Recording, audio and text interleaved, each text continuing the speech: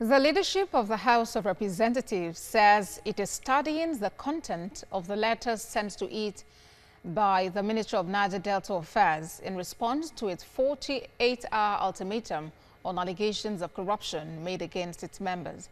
The face-off between the lawmakers and the minister may not be resolved anytime soon. National Assembly correspondent Joke Adisa reports.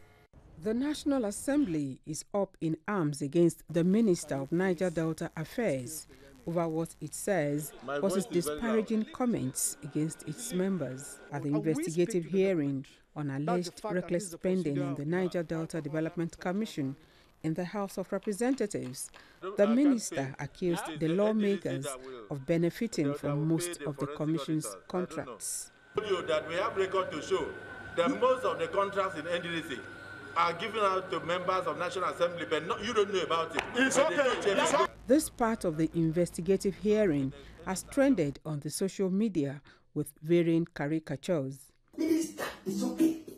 It's okay. No, it's okay. It's okay. Please, off your mind. It's okay. It's okay. At its last sitting, the House directed the clerk to commence legal proceedings against the minister following the expiration of its 48-hour ultimatum. But minutes after, the minister's response came in and was read to the House by the Speaker, who picked holes in it all the way.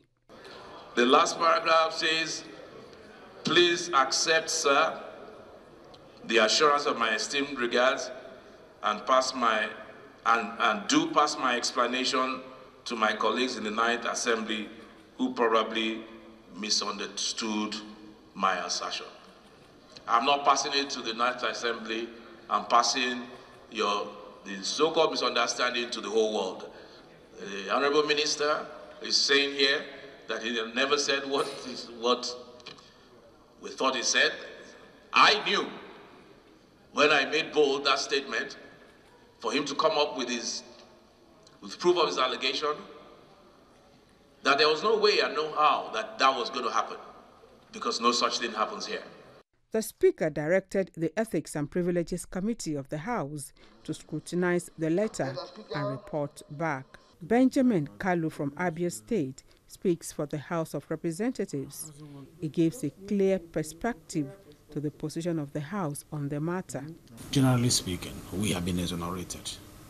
Generally speaking, the decision of going to court or not going to court will be determined by the leadership of the House based on the weight of the letter from the minister. And did the minister this time make a turnaround to respect the House? Yes.